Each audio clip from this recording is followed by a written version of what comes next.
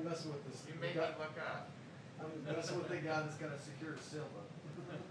Now I know.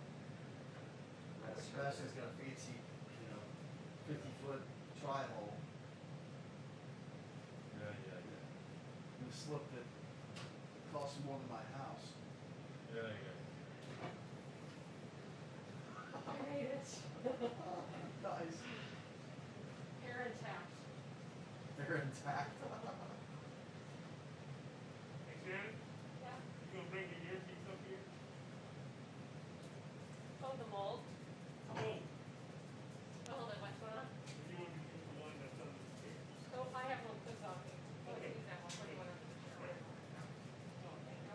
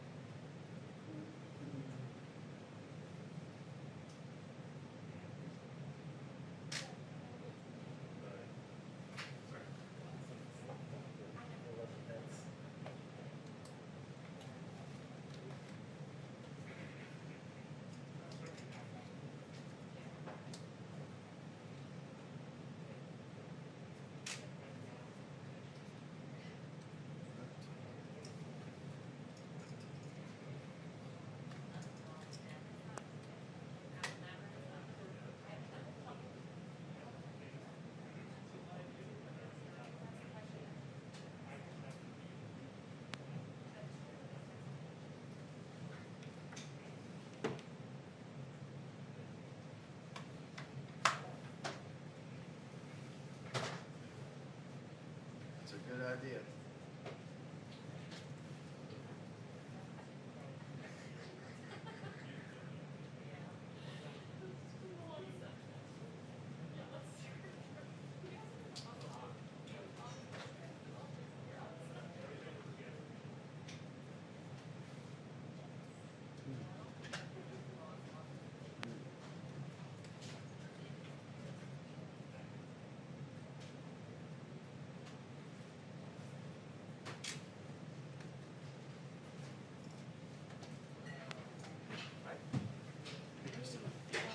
Good, how are you?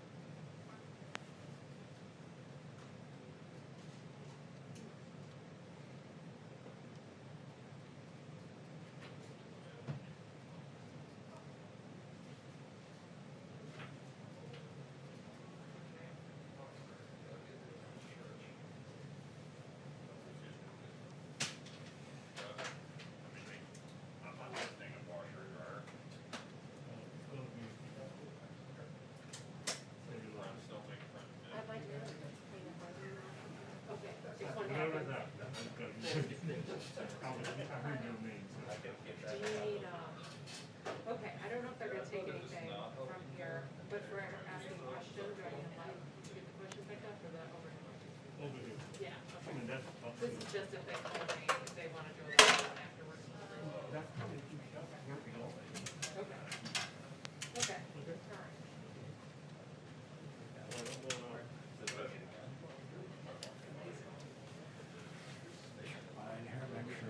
You need this? Two minutes. You need I'm this? gonna try Yeah, I got you. There you go. Are you all set? I think so. That should be it.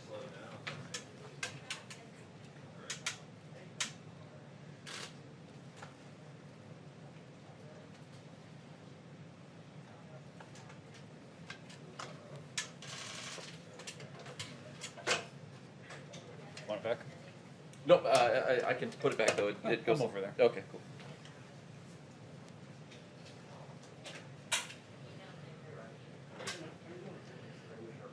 Oh, actually, I do need it. That's nowhere near in focus.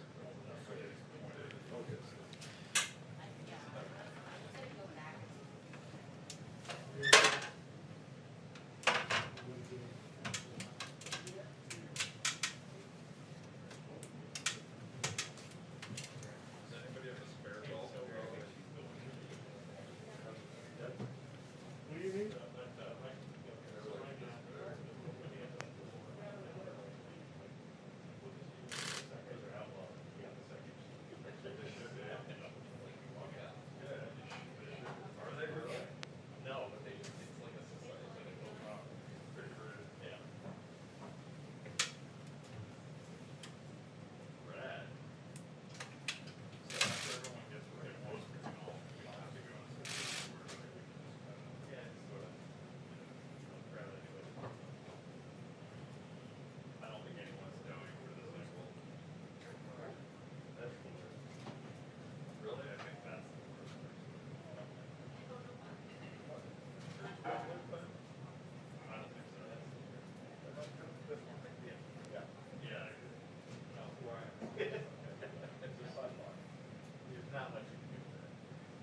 That's why the ladder was there.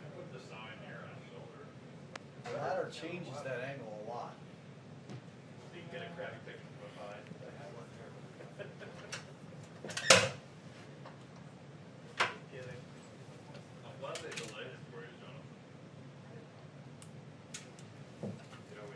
What's that? I had about 5 hours to do this. Yeah. This thing isn't happening until 6:45. Did you guys ask if we could document this? What's that? Did you ask if we could document this? Yeah.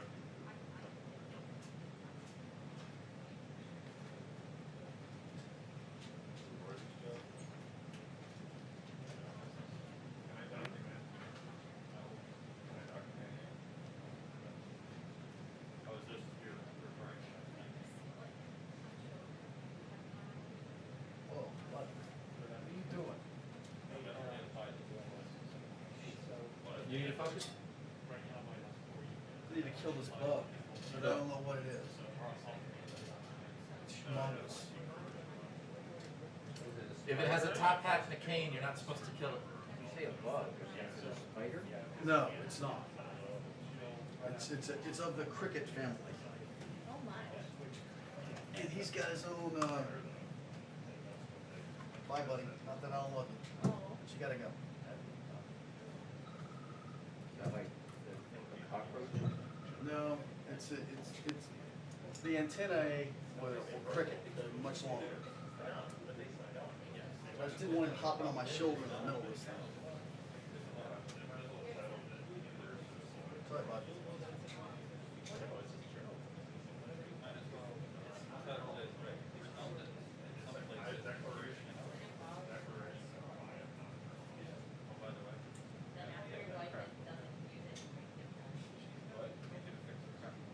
Well, those are all over my house, so I'm okay with it. Especially my kitchen, you know. Where the temperature fluctuates 25 degrees. Cracks all over the walls.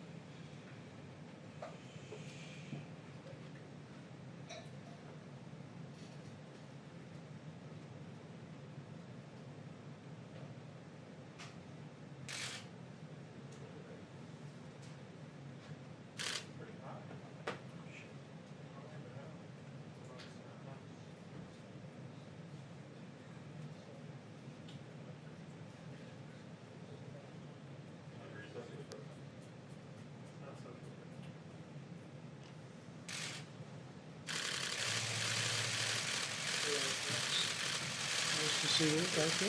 Nice to see you. Thank you very much.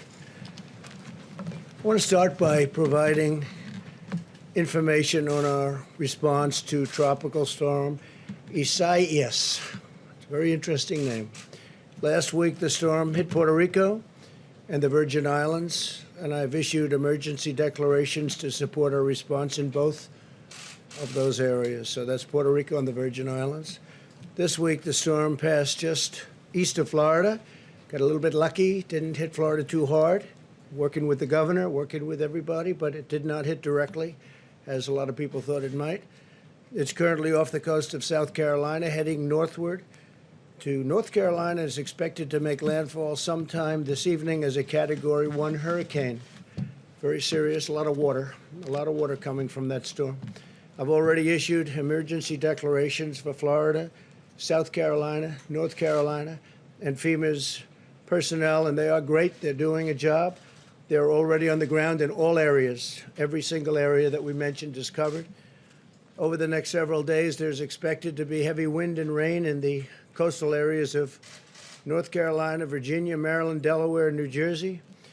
We're working with each of those states, and in particular as it relates to FEMA, the military, law enforcement, all of the different groups that are involved. Storm surge and inland flooding are possible, and everyone needs to remain vigilant until it passes. I encourage everyone to follow the guidelines of the state and local authorities. We're working with them, and I think the guidelines have been very accurate so far, so stay safe. Next, let me provide an update on the path forward for our country as we continue our war to defeat the China virus. We're beginning to see evidence of significant progress.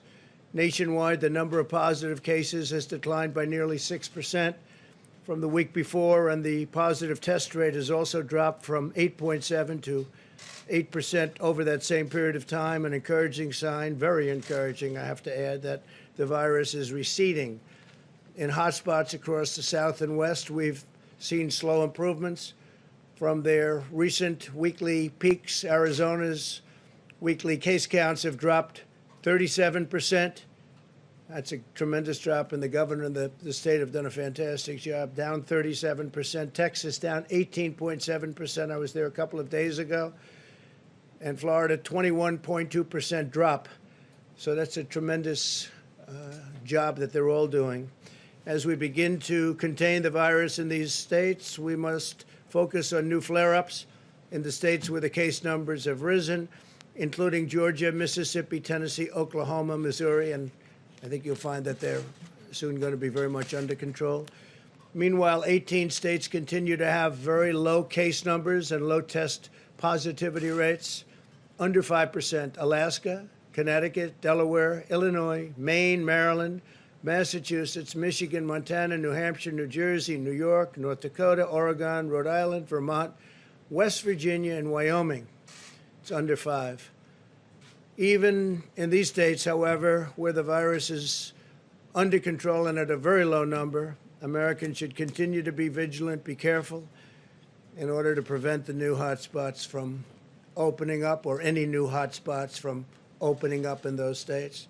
To that end, I urge all Americans to continue to socially distance, wash your hands, wear a mask when you cannot avoid crowded places, and to protect the elderly. Very, very important. Protect the elderly. It's much different. The young children have very strong immune systems. We've learned how strong they are. But protect the elderly. The average age of those who succumb to the virus is 78 years old. That's the average age. It's important for all Americans to recognize that a permanent lockdown is not a viable path toward producing the result that you want, or certainly not a viable path forward, and would ultimately inflict more harm than it would prevent. As we're seeing in foreign countries around the world where cases are once again surging, you have many places where we thought they were under control and doing a great job, and they are doing a great job, but this is a very tough, invisible enemy. Lockdowns do not prevent infection in the future, They just don't. It comes back many times. It comes back. The purpose of a lockdown is to buy time to build capacity, especially as it with respect to hospitals, learn more about the disease and develop effective treatments as we did in the United States. We're doing very well with the vaccines and the therapeutics. Countries where there have been very significant flare-ups over the last short period of time are Spain, Germany, France, Australia, Japan, and also, as you probably heard, in Hong Kong, they've had some very serious flare-ups. Japan has gone, a lot of six-fold flare-up. That's a lot, but they'll get it under control. In our current phase, we must focus on protecting those at highest risk while allowing younger and healthier Americans to resume work and school with careful precautions. Ideally, we want to open those schools. We want to open them. At the same time, we're placing an emphasis on continuing to drive down the mortality rate with improved care, treatment, and medical interventions, building a bridge to the introduction of a vaccine. The vaccines are coming along incredibly well. Today, I'd like to also provide an update on the actions of my administration and the work that we've done. We're really taking an increased interest, and we're seeing numbers that nobody can even believe in terms of percentage increase.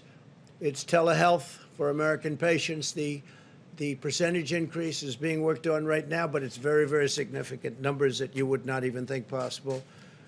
This has been a priority from the beginning of my administration when we launched an initiative to allow veterans to connect remotely with their VA healthcare team, and it worked out really well. We have a 91% approval rating in the VA in terms of the job we're doing. This is the first, it's the highest ever recorded.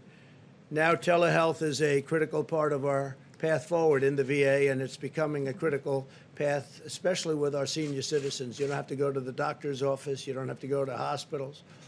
When the invisible enemy struck our shores, I took immediate action to eliminate regulatory barriers to telehealth, making it easier for patients to consult with doctors from safety and convenience. And really, they have great safety and great convenience right from their homes. Today, I'm taking action to ensure telehealth is here to stay. Moments ago in the Oval Office, I signed an executive order to make many of our regulatory reforms permanent. We've done some regulatory reforms that have had a tremendous impact on what we're doing, on medicine and medical and what we're doing. They can do things that you wouldn't believe, that even a year ago, 2 years ago, would not have been doable.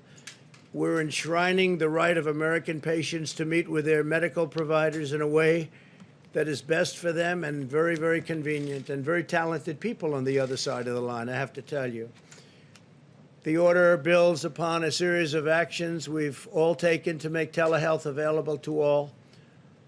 We ensured that Medicare covers telehealth visits at no additional cost. That's no additional cost. And co-payments can be waived for telehealth services.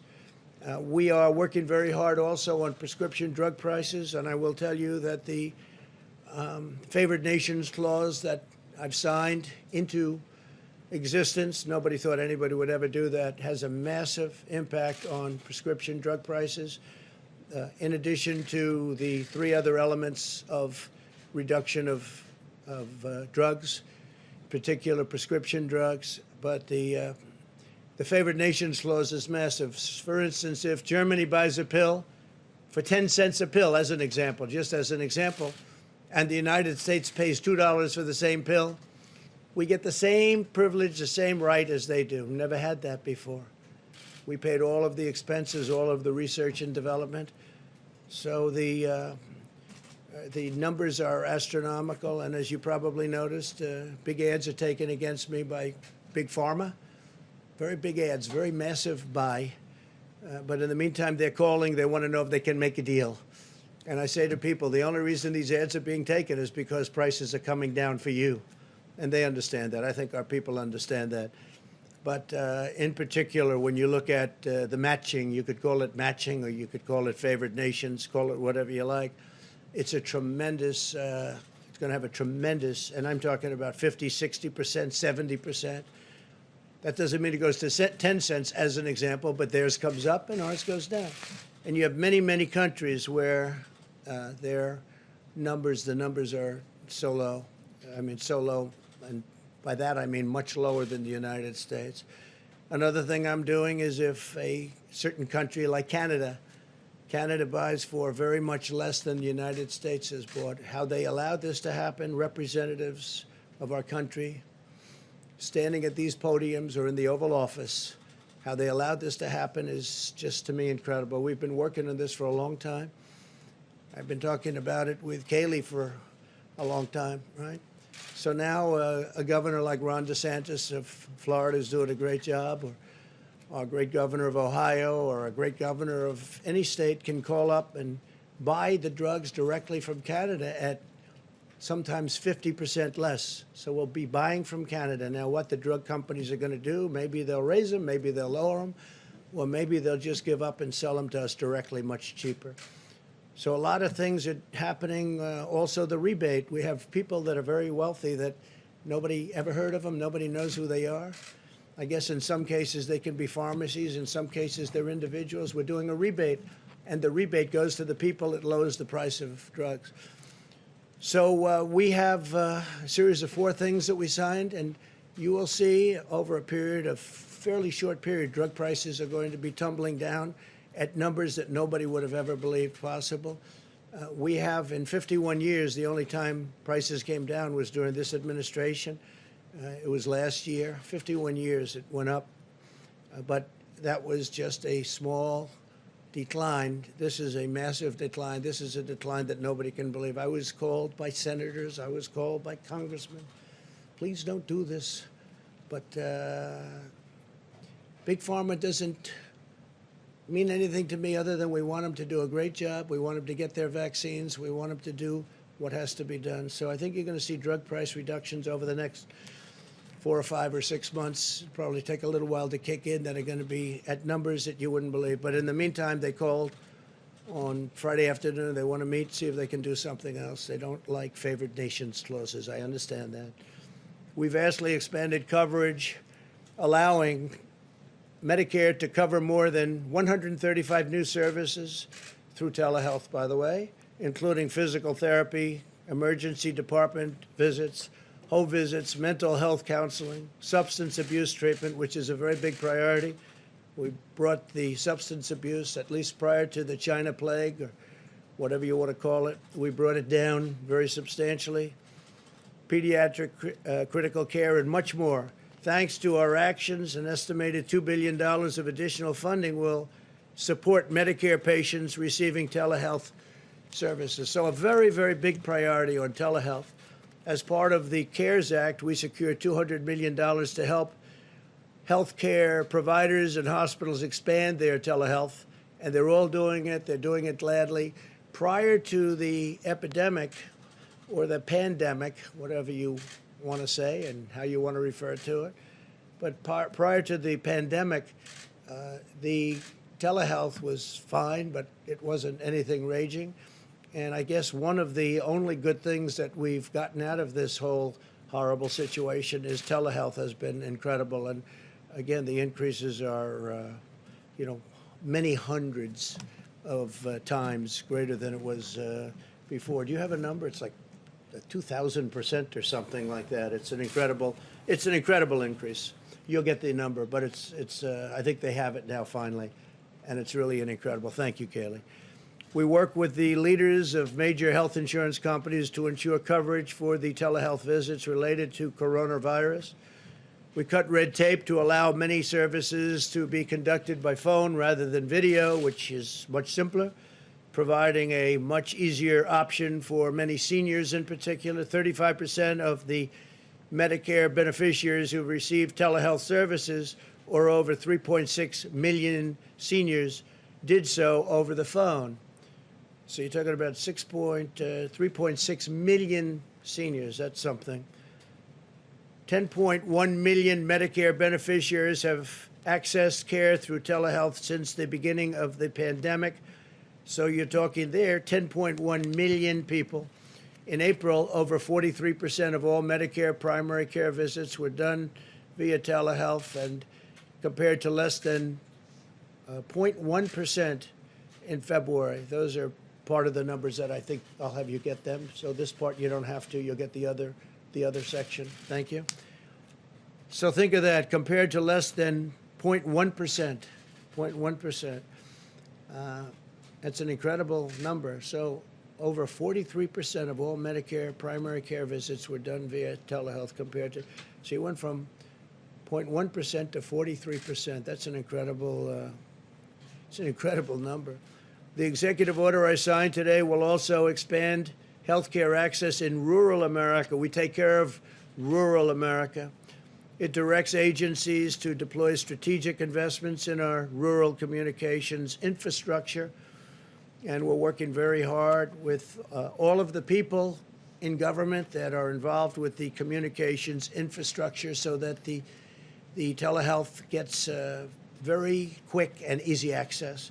Additionally, revenue for rural providers varies significantly from month to month, making it difficult for many to stay in business. Many are having a very difficult time. To help fix this problem, my order will create a voluntary Medicare payment system that will give rural hospitals flexibility, really great flexibility, and a more consistent income stream to better serve their patients. Furthermore, I am directing the Department of Agriculture, Department of Health and Human Services, and the Federal Communications Commission. We were just with the heads of each one in the Oval Office just before I came up to the podium to form a task force that will break down barriers to expanding rural health care. This order continues my administration's focus on rural health care. We allocated nearly $165 million through the CARES Act to support nearly 1,800 small rural hospitals who have done an incredible job, as well as $11.5 million to expand technical assistance for rural and underserved areas. We allocated another $10 billion to 2,000 rural hospitals and more than 2,400 rural health clinics. We waived burdensome licensing, certification, and registration requirements, which took tremendous amounts of time. And these are people that had great reputations and great track records for practitioners that serve on the front lines in rural areas, allowing more medical personnel to serve their wonderful patients. We're also, in terms of PPE, ensuring that the state and local areas have the supplies they need. We've been supplying hospitals and cities and states, governors, helping governors at a number that nobody's ever heard of before. 15,440 nursing homes have received a second shipment of personal protective equipment. They're very much stocked up. They're in great shape. They all have the ventilators, all the ventilators they need. They have actually more than they need. And their equipment, medical equipment, is in very, very good shape. They're full. My administration has worked with the private sector to deliver over 100 million N95 respirators, 85 million gloves, and nearly 250 million face coverings nationwide. We continue to make the extraordinary progress that we've been talking about together on vaccines and treatments under Operation Warp Speed, which is very exciting, most exciting. Last week, we distributed 2,979 cases of remdesivir, which is proving to be extremely powerful and good, enough to treat more than 19,000 patients, had great results. This includes 500 cases for Florida, 500 for Texas, 300 for California, 200 for Ohio, and 150 for Arizona and Georgia. And those numbers will be going up rapidly as we move along.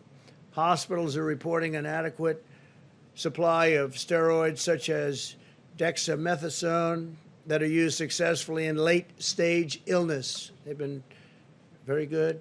We're also very encouraged about the prospects for plasma therapies, and that we're working on, and that's a brilliant art. It's really an art. And we launched a national plasma drive last week. I was at the Red Cross building with the American Red Cross and 13 other healthcare organizations.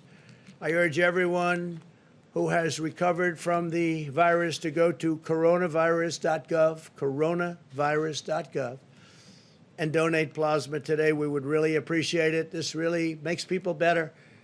But we need that beautiful ingredient that you that got better seem to have in your veins. You have to go to coronavirus.gov and donate plasma today. It would be tremendous. We really appreciate it if you do it, because we're low. We're low. We could help a lot more people, and it would be a terrific thing. It'll take an hour, maybe a little bit more than an hour, but everybody will be very appreciative. Makes people better. And, you know, you had something very special. You had something that knocked it out. So we want to be able to use it. So whatever you can do, coronavirus.gov. As a result of improvements we've made in treatment for Americans over the age of 18, the mortality rate has declined 85% from its April peak, 85% decline. On vaccines, last week we announced a $2.1 billion partnership with Sanofi and GSX to purchase and produce 100 million doses of their coronavirus vaccine.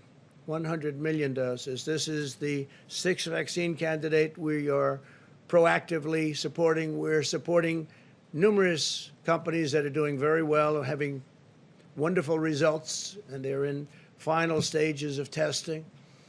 There are now 2 vaccines in that final stage of clinical trials in America, with a third vaccine likely to begin phase 3 almost immediately. And we have additional clinical trials scheduled over the next few weeks for a couple of the other companies.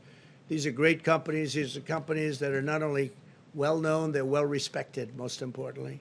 We're balancing speed and safety, and we're on pace to have a vaccine available this year, maybe far in advance of the end of the year, and we're mass producing the most promising candidates in advance so that we're ready immediately upon approval. We have our military lined up. It's logistics. It's all about logistics. They deliver a lot of things, including soldiers, but now they'll be doing vaccine. Our general is all ready to go, and he's very excited. And once we have the vaccine approved, fully approved, he'll start the process. They will start the process, and they'll get it out very, very quickly all over the country, and maybe beyond if it works as we think it probably will. By unleashing America's technical and scientific brilliance, we will end this pandemic, and we will hopefully end it very quickly. The therapeutics are very exciting to me, where you can go into a hospital, and whether it's through a shot or a transfusion, you take care of somebody and they get better. That's something to me is very important, and we're doing really well on therapeutics and really well on vaccines. So thank you all very much for being here. We'll take a couple of questions. Go ahead, Jim. Thank you, Mr. President. So if I can ask your response to 2 items in the news and ask a COVID question. First, have you been briefed on the incident off the coast of California where the Marines and the Navy Corps hospitalmen died in a training accident a couple of days over the weekend? They're actually briefing me in a little while. We have it scheduled for a little while. And you hope to speak to the families? Oh, it's terrible. No, it's terrible, and we'll be in contact with the families. A thing like that is terrible. Separately in New York today, the city prosecutor confirmed a criminal investigation into the Trump Organization. Do you have any reaction to that? Well, I just heard about this. Is just a continuation of the witch hunt. It's Democrat stuff. They failed with Mueller. They failed with everything. They failed with Congress. They failed at every stage of the game. This has been going on for 3.5, 4 years. Even before I got in, this was starting with the Mueller deal. Mueller started a little bit after, but it started with some of the people that you know very well, the names, Strzok and Page, and all of the different people, Comey. This has been going on. This is a continuation of the worst witch hunt in American history, and there's nothing that I know even about it. You know, I had seen that today, just a little while ago, and I said, "What's this all about?" I know nothing about it, but it's just a continuation of the witch hunt. Didn't work out for Congress, didn't work out for Mueller, didn't work out for anybody. So what they're doing is they send them around to all over the country, I guess, maybe. But it's a terrible thing that they do. It's really a terrible thing. The witch hunt has gone on long enough, okay? What else? And just one on COVID, you mentioned the vaccine development program. Could you assure the American people that politics and considerations around the election will not interfere in the science? absolutely. And No, do you plan absolutely. on playing a role in just determining how the vaccine will, if there is one, will be distributed across the country? Is that something that you'll It's decide? possible that I get involved, but no, it won't have anything to do with, we want to make people better. We want to send them to the areas that most need it. And I think we're going to have something very soon. It's going good. Jeff, please. Mr. President, you said today in a tweet that Dr. Birx was taking bait from Speaker Pelosi. What did you mean by that, considering that she was just describing the facts about the case of the pandemic right now across the country? Well, I think we're doing very well, and I think that we have done as well as any nation. If you really look, if you take a look at what's going on, especially now with all these flare-ups on nations that they were talking about. And don't forget, we're much bigger than India and China. China's having a massive flare-up right now. India has a tremendous problem.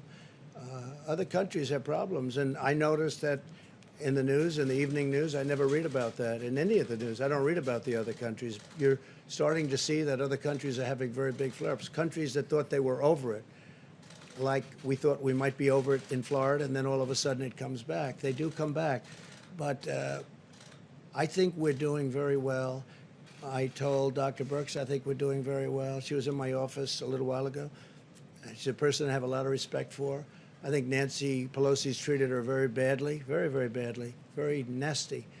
And I'm just referring to the fact that I thought that really they should say the job we've done, whether it's on ventilators or testing. We've tested now over 60 million people. No other country is even close to that.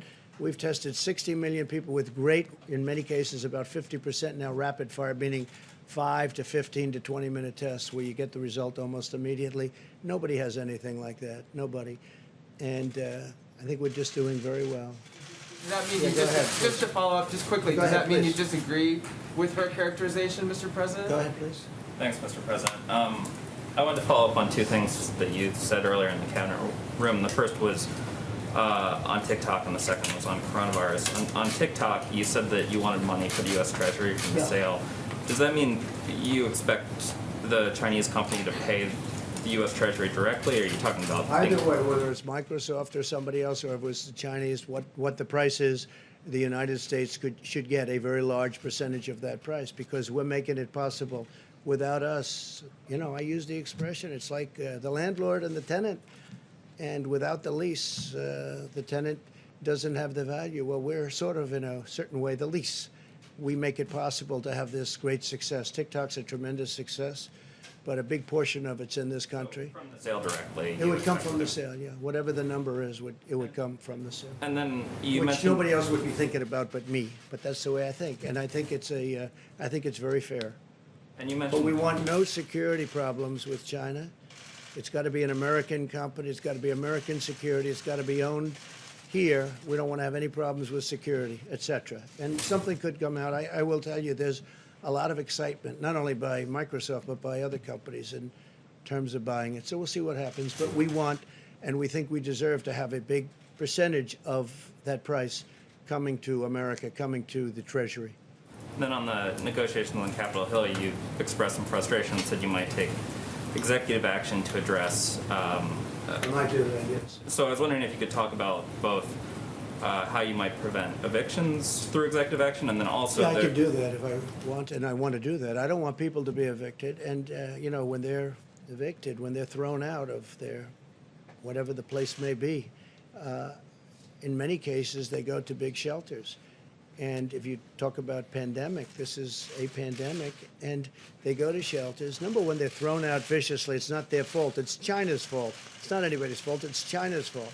But number two, and if they are thrown out, they oftentimes will go to a shelter with tremendous numbers of other people, and the virus will spread. And we don't want that. Are you considering suspending payroll, the collection of payroll taxes? Well, I can do that also through an executive order, so we'll be talking about that. But we're having a very good discussion with Nancy Pelosi and Chuck Schumer. The problem is they want to do bailouts of their various Democrat-run states and cities. And they want a lot of money. They want $1 trillion for that. And so they want to do much more than COVID-related. They want to bail out cities and states that have been in trouble for years of bad management. In all cases, Democrat-run cities. And we don't think that's fair. you understand that. You've heard it before. Yeah, please go ahead. Thanks, Mr. President. I wanted to ask you about the Justice Department sending federal agents into cities like Chicago as part of Operation Legend. How exactly do you envision these federal forces working alongside local police departments to help stop violent It's crime? not a mass send, but it's sending very talented people to help them with the drugs and the shootings and the guns and the things that are happening. It's not like sending in the National Guard and stopping it cold, which is an example. A lot of progress has been made in Portland, but, you know, frankly, sending in the National Guard like we did in Minneapolis, it stopped it cold. From the time we sent that National Guard, they walked down the street, it was over in Minneapolis. Now it may be starting up again. These are Democrat-run cities and states, and it hasn't been a pretty picture to watch. We will help Chicago. We'll help New York if they request, after request the help. But we want to stop the drugs. We want to stop the guns. A lot of the Chicago is guns, but what it is drug-related, gang-related, largely gang-related. With ICE, we send out thousands of MS-13, thousands and thousands of MS-13. We send them back, or in some cases have to put them in prison. They're too violent. They're truly violent. So we're helping out when you look at what's happening in Chicago and some other cities with the shootings and the killings. They need help. And we haven't met with resistance, I have to be honest with you. I think it's good that we haven't. We're only looking to help them. We're only looking to help. OEM? OEM. Thank you, Mr. President. In our nation's 243-year history, there has never been a stronger push for mail-in ballots to determine a national election. Yeah. Are you considering at any point issuing an executive order addressing mail-in ballots, and why do you think some people are pushing this so hard? Well, there's never been a push like this for mail-in ballots, and if you look at the New York congressional race, which is a disaster, Carolyn, it's been a total disaster. They're 6 weeks into it now. They have no clue what's going on. And I mean, I think I can say right here and now, I think you have to rerun that race because it's a mess. Nobody knows what's happening with the ballots and the lost ballots and the fraudulent ballots, I guess. I think you probably have to take the Carolyn Maloney race and run it over again. How can you do this? And this is a small race with literally thousands of people, small thousands, and it's all messed up. You look at Paterson, New Jersey, it's all messed up. Almost every one of these, and these are small, easy to control. They should be able to do this easy. Now you're talking about like Nevada, where last 2 nights ago, they went out and in the darkness of night, without people, without having any meetings of the public, without having anything, they approved a ridiculous, you don't have to look at signatures, you don't have to approve anything, you can have double mailings, you can have all sorts of things. Nobody's ever seen anything like it. It's a disgrace. I mean, honestly, it's a disgrace. So it's a very good question. I mean, the mail-in ballots, if you look at just some of the small places, the small races, a congressional race in New York, should be very easy. Normally that would have been announced at 7 o'clock and it would have been down to the wire and everybody would have loved it. If it was at all complex, it would have taken an extra 45 minutes or an hour. They would have announced it a little bit later. They have no clue. This was about 6 weeks ago, and they have no clue what's going on. They've lost ballots. There's fraudulent ballots. How are you going to do that for an entire nation? They're using COVID to try and get the mail-in ballots. Now, absentee ballots are great. Absentee ballots, they have to request them. They go through a process. They get them. But the universal mail-in ballots have turned out to be a disaster. And what Nevada has been doing, if you look over the last few days, you have to look at what they've done. You can have 2 ballots. You can harvest. It's harvesting. So you can take thousands of ballots, put them together, and just dump them down on somebody's desk after a certain period of time. They have something where if you vote, the vote can count up to 7 days later. Well, if the vote's going to count 7 days later, that means if it depends on the one state like Nevada, that would mean simply that you can't have, supposing it's down to that one state, it could be, it's a great state, but supposing it's down to that one state, that means you have to wait 7 days. But they won't have it there. This is something that's so messed up. And by the way, I have to say, the post office for many, many years has been, run in a fashion that hasn't been great. Great workers and everything, but they have old equipment, very old equipment.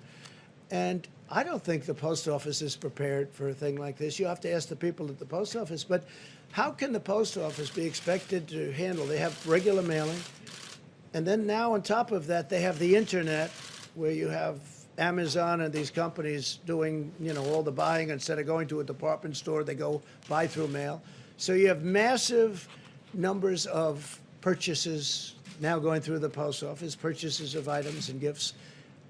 And that's a tremendous strain on the post office. The post office loses a fortune. It has been for many, many years, for decades. So now on top of it, it has this. And the Amazons of the world and the others, they pay very, very little money. They lose money on the post office loses money, which is ridiculous, on every package it delivers. But now on top of that, and I'm not just referring to Amazon, I'm talking about all of the competitors, if there is such a thing to Amazon. There will be, but if there is such a thing. But now on top of that, you'll have somebody like the governor of Nevada come out with this massive plan out of nowhere to take millions of ballots and send them all over the place. You'll never know who won that state. It'll get messed up just like New York and just like Paterson, New Jersey, and just like many other places. In West Virginia, they indicted a postman for doing something very bad, you know that? But there are many cases all over the country. If you look, you'll be able to find, there's a list of them all over the country, and that has to do with universal mail-in. Again, absentee is great. It works. Like in Florida, they'll do absentee. It really works. But universal mail-in ballots is going to be a great embarrassment to our country. Is there an executive order on this? Well, I have the right to do it. We haven't gotten there yet, but we'll see what happens. We will be suing in Nevada, and that's already been taken care of. We'll probably file something tomorrow. I do want to say that we're going to be introducing a tremendous health care plan sometime hopefully prior to the end of the month. It's just about completed now. In addition, next month we'll be doing the immigration plan. So we'll be doing that in September. We'll be doing sometime during this month the health care plan. And I think that'll be before the end of the month. And I think it'll be very impressive to a lot of people. Thank you very much. Thank you. The Postal Service says it has capacity for the election service. Mr. President, the Postal Service released a statement saying it has ample capacity for the election. That's not true what you just said, Mr. President.